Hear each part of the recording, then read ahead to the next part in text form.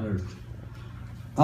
Pero nais ko pong ibigay ang isang mas malalim na paniniwala na ang motibo ng mga dayuhang mangangamkam na ito ay hindi lamang para sa mga laman ng karagatan tulad ng isda, kung hindi maaaring ito ay sa mga mineral deposits na meron tayo sa mga estratehikong lugar na kanilang kinakamkam. Higit pa riyan, naglalaro sa isip ko na mayroon silang gustong gawin sa lugar na ito para pagtuyuan ang kanilang mga base militar para proteksyonan ang kanilang bansa. Para sa akin, ang ganitong hakbang ng mga karating na bansa na dapat sana tulad natin ay kumikilala sa mga pambansang batas, sa mga pangdaigdigang batas katulad ng UNCLOS, ay hindi makatarungan at isang tahasang pagyurak sa ating soberenya bilang nagkakaroon ng pagkakataon sa ating mga ari-ariang nasasakupan. Ano ang epekto nito?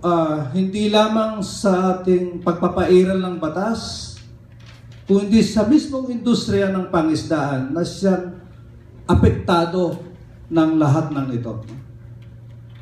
Malinaw po sa record ng ating gobyerno na ang lahat o halos 10 sa 13 major fishing grounds are already heavily exploited.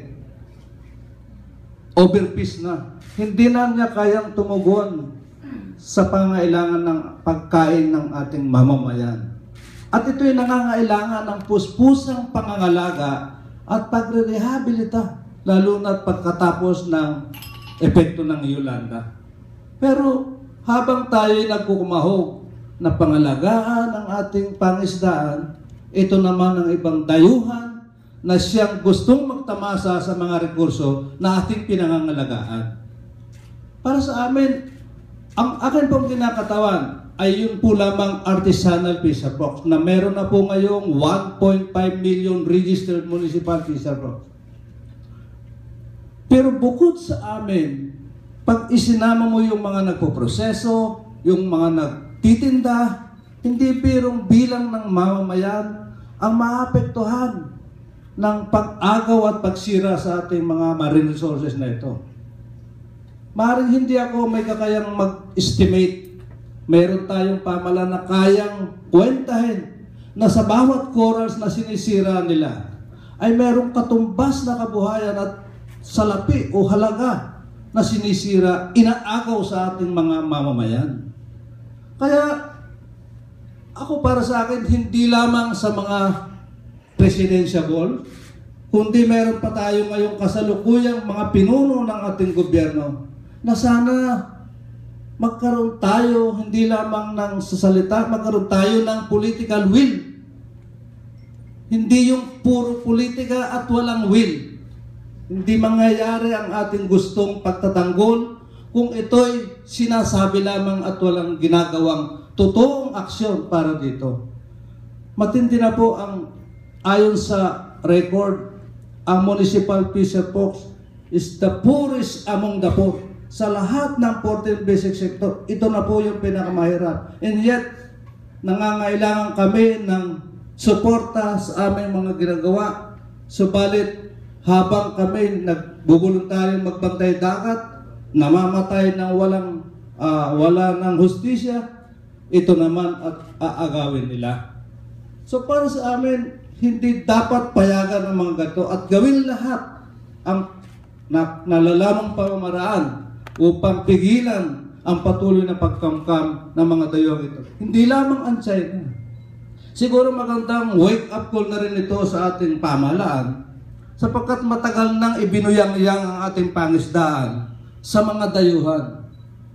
Matagal na tayong biktima ng mga umiiral na kalakalan sa under the WTO. Pero ngayon, dahil sa mga pulisiyang yan na naging maluwag tayo at naging paubaya tayo, ito na ngayon at inaabuso tayo ng mga kahamang dayuhan na ito. Kaya sana yun po yung aming panawagan, tingnan ang kalagayan na higit na maraming mamamayan na apektado ng issue na ito.